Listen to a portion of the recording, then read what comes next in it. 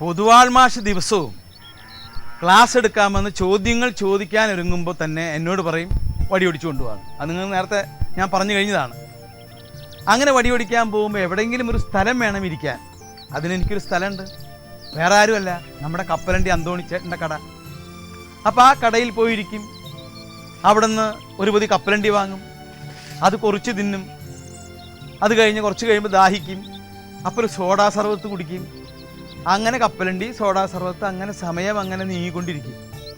അപ്പോൾ അങ്ങനെ ഇരിക്കുമ്പോൾ ഞാൻ അന്തോണി ചേട്ടനെ ഒന്ന് സൂക്ഷിച്ച് നോക്കി. വേറെ ഒന്നുമല്ല, അന്തോണി ചേട്ടൻ്റെ അർത്ഥം വെച്ചിട്ടുള്ളൊരു നോട്ടം കണ്ടപ്പോൾ ഞാനും ഒന്ന് നോക്കി. അദ്ദേഹത്തിൻ്റെ മുഖത്തൊരു കറുത്ത നിറം.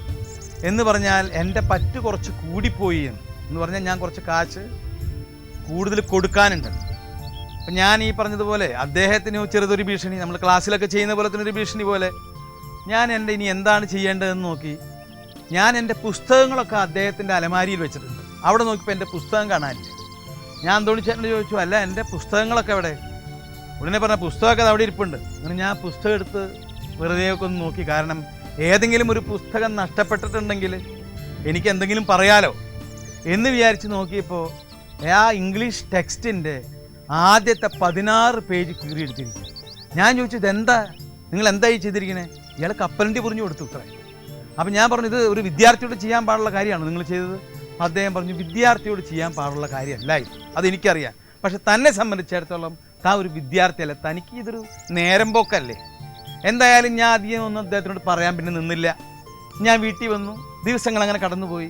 ഞാൻ സാധാരണ ഈ പറഞ്ഞതുപോലെ സ്കൂളിലേക്ക് വരുന്നത് മെയിൻ റോട്ടിൽ കൂടി ഒന്നല്ല, പല വീടുകളുടെ പറമ്പിൽ കൂടിയാണ്. പക്ഷെ അതൊന്നും എൻ്റെ വീട്ടുകാർക്കറിയില്ല. ഒരു ദിവസം എൻ്റെ അപ്പൻ ചോദിച്ചു, എടാ നീ എന്താണ് മെയിൻ റോട്ടിൽ കൂടെ പോവാത്തത് സ്കൂളിലേക്ക്? നീ എന്നും മറ്റേ സദാശിവൻ അയാളുടെ പറമ്പിൽ കൂടെയാണ്, പുരുഷോത്തമ വക്കീലിൻ്റെ പറമ്പിൽ കൂടെയാണ്, അതുപോലെ തന്നെ വാറുണ്ണി അപ്പാപ്പൻ്റെ പറമ്പിൽ കൂടെയാണെന്നൊക്കെയാണല്ലോ പറയുന്നത്. നിനക്ക് എന്തുകൊണ്ട് മെയിൻ റോട്ടിൽ കൂടെ പോയിക്കൂടാ? ഞാൻ പറഞ്ഞു, മെയിൻ റോട്ടിൽ കൂടെ പോകാൻ സ്വല്പം ബുദ്ധിമുട്ടുണ്ട്. അപ്പം എൻ്റെ അപ്പൻ ചോദിച്ചു, മെയിൻ റോട്ടിൽ കൂടെ പോകാൻ നിനക്ക് എത്ര കാശ് വേണം? വേറെ ഒന്നുമല്ല, മെയിൻ റോട്ടിൽ ഈ കപ്പലണ്ടി അന്തോണി ചേട്ടൻ്റെ പോലെയുള്ള പല കടകളിലും ഞാൻ കുറച്ച് ചില്ലറകൾ കൊടുക്കാനുണ്ട്. അതൊക്കെ കൊടുത്താൽ മാത്രമേ മെയിൻ റോട്ടിൽ കൂടെ പോകാൻ പറ്റുള്ളൂ. അപ്പം ഞാൻ പറഞ്ഞു, മെയിൻ റോട്ടിൽ കൂടെ ശരിക്കും സ്കൂളിൽ പോകണമെങ്കിൽ ഒരു 8.5 രൂപ വേണം. അങ്ങനെ അപ്പൻ എനിക്ക് 8.5 രൂപ തന്നു. ഞാൻ അങ്ങനെ തന്നെ കൊടുക്കാനുള്ള സ്ഥലങ്ങളിലൊക്കെ കൊടുത്തു കഴിഞ്ഞ് വന്നപ്പോൾ കപ്പലണ്ടി അന്തോണിയുടെ അവിടെ കൊടുക്കാനുള്ള കാശ് എൻ്റെ കയ്യിലില്ല. ഞാൻ അന്തോണി ചേട്ടന് പറഞ്ഞു, അടുത്തന്നെ ഞാൻ നിങ്ങൾക്ക് തരാം എന്നൊക്കെ പറഞ്ഞ് ക്ലാസ്സിൽ വന്നിരുന്നു. പക്ഷേ പലപ്പോഴായി പലരോടായി ഞാൻ വീണ്ടും പഴയ പോലെ തന്നെ പലരുടെയും പറമ്പിൽ കൂടിയായി ഞാൻ എൻ്റെ സ്കൂളിലേക്കുള്ള യാത്ര. അപ്പോൾ പലരോടും അന്തോണി ചേട്ടൻ ചോദിച്ചു, ഇന്നസെൻ്റ് എവിടെ? എനിക്ക് അയാളെ ഒന്ന് കാണണമല്ലോ. പല ദിവസങ്ങളും ഞാൻ മുടങ്ങി. ആ ദിവസങ്ങളിലൊക്കെ അന്തോണി ചേട്ടൻ എൻ്റെ ക്ലാസ്സിൽ എന്നെ അന്വേഷിച്ചു വന്നിരുന്നു എന്നാണ് ഞാൻ അറിഞ്ഞത്. അങ്കണത്തൈ മാവിൽ നിന്നാദ്യത്തെ പഴം വീഴേ,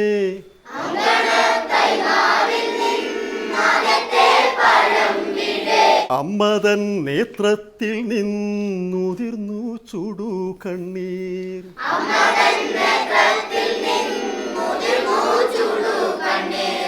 4 മാസത്തിൻ മുമ്പിലേറെ നാൾ കൊതിച്ചിട്ട്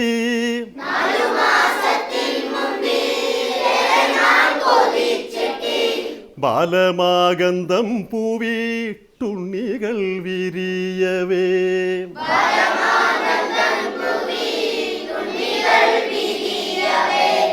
അമ്മതൻ മണിക്കുട്ടൻ പുത്തിരി കത്തിച്ചപ്പോ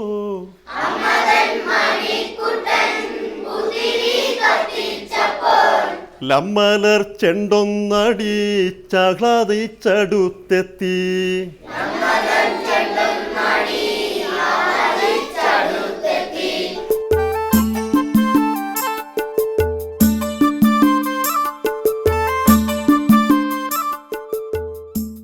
എന്താടോ ഒരു കയ്യും കലാശവും?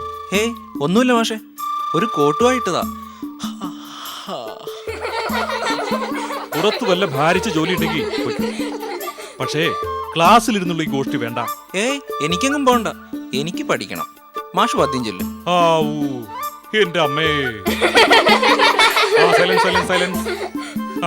ചോദിച്ചു മാതാവപ്പോൾ ഉണ്ണികൾ വിരിഞ്ഞപ്പോ,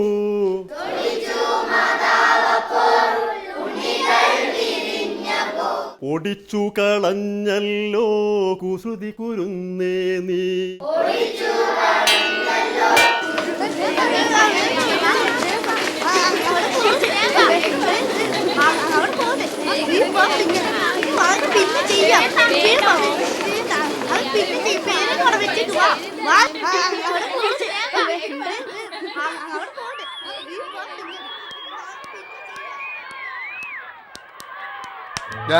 നീ ഇത് എന്ത് കളി കളിക്കണേ? ഒരാഴ്ച എന്തിനാ ഞാൻ തപ്പാൻ തുടങ്ങിയിട്ട്?